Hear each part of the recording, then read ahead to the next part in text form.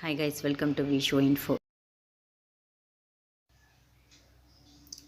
சமோசா செய்ய மாவு பிசைஞ்சிக்கலாங்க. 1 கப் மைதா மாவு எடுத்துக்கலாங்க. 1 டீஸ்பூன் ஆயில் போட்டுக்கலாங்க.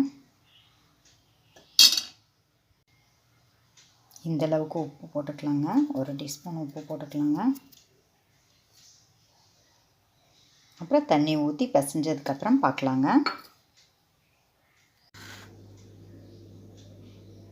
பாருங்கள், இந்த மாதிரி மாவு பிசைஞ்சு வச்சுக்கணுங்க. சமோசாக்கான மாவு தயாருங்க. இது 1 ஹவர் ஊறட்டுங்க. அதுக்கப்புறம் சமோசா செய்ய ஆரம்பிச்சிடலாங்க. ஆலு சமோசா செய்கிறதுக்கு உருளைக்கிழங்கை ஒரு 1/2 kg உருளைக்கிழங்க வேக வச்சு மசிச்சு எடுத்து வச்சுருக்கேங்க. இது கூட இந்த மசாலா ஆட் பண்ணிக்கலாங்க. இந்த மசாலாவில் என்னென்ன இருக்குதுன்னு கேட்டிங்கன்னா, தனியா 1 ஸ்பூன் வறுத்து சேர்த்துருக்கேங்க. சீரகம் 1/2 டீஸ்பூன் வறுத்து சேர்த்துருக்கேங்க. இது கூட சில்லி பவுடர், தேவையான சால்ட்டு எல்லாம் மிக்ஸ் பண்ணி வச்சுருக்கேங்க. இதை கூட சேர்த்துடலாங்க. மற்றபடி வெங்காயம் பூண்டெல்லாம் போடுறது அவங்க இஷ்டங்க. நான் இப்போ எதுவுமே சேர்க்க போகிறது இல்லைங்க. அப்புறம் பெருங்காயத்தூள் ஒரு 1/2 டீஸ்பூன் சேர்த்துக்கலாங்க. இதை பிசைஞ்சால் ஆலு சமோசா பண்ணுறதுக்கான மிக்ஸ் ரெடிங்க.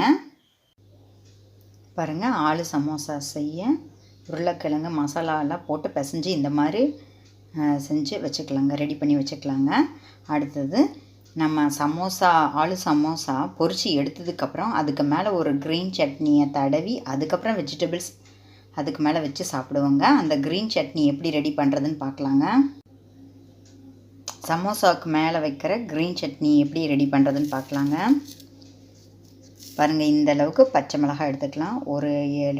ஒரு 10 பச்சை மிளகாக்குள்ளே எடுத்துக்கலாம். பெருசு சின்னதுன்னு இருக்கிறதுனால நான் இப்படி எடுத்திருக்கேன். அப்புறம் கொஞ்சோண்டு கொத்தமல்லி தழை, இந்த அளவுக்கு உப்பு, எலுமிச்சம்பழம் ஜூஸு, அப்புறம் ஒரு 2 டீஸ்பூன் பொரிக்கடலை.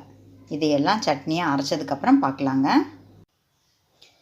பாருங்கள், சமோசா மேலே வைக்கிற சட்னி ரெடி பண்ணியாச்சுங்க. இந்த மாதிரி தான் ரெடி பண்ணி வச்சுக்கணும். முடிஞ்சால் இன்னும் கொஞ்சம் க்ரீம் மாதிரி கூட கெட்டியாக அரைச்சி வச்சுக்கலாம். எனக்கு இந்த மாதிரி பிடிக்கும்னு நான் அந்த மாதிரி அரைச்சி வச்சுருக்கேங்க.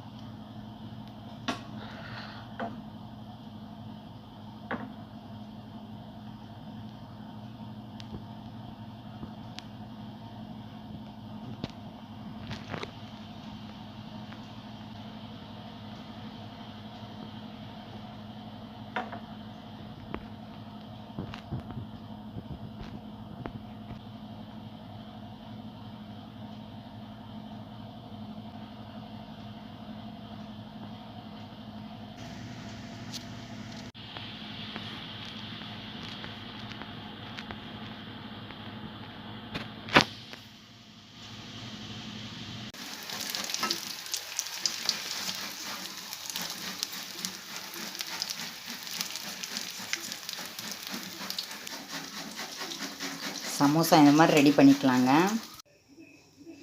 சமோசா இந்த மாதிரி ரெடி பண்ணதுக்கப்புறம் என்ன பண்ணுறதுன்னு பார்க்கலாங்க.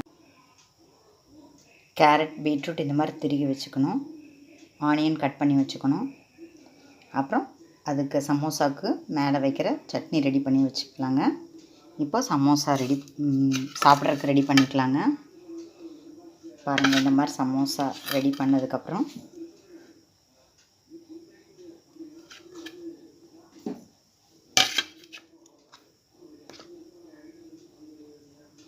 க்ரீன் சட்னியை இந்த மாதிரி ஸ்ப்ரெட் பண்ணி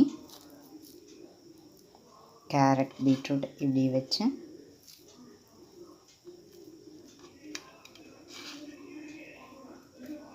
ஆனியன் வச்சு சாப்பிட்லாங்க. அவ்வளோதாங்க, நம்ம கடையில் வாங்கி விற்கிற சமோசா நாமளே வீட்லேயே ரெடி பண்ணியாச்சுங்க.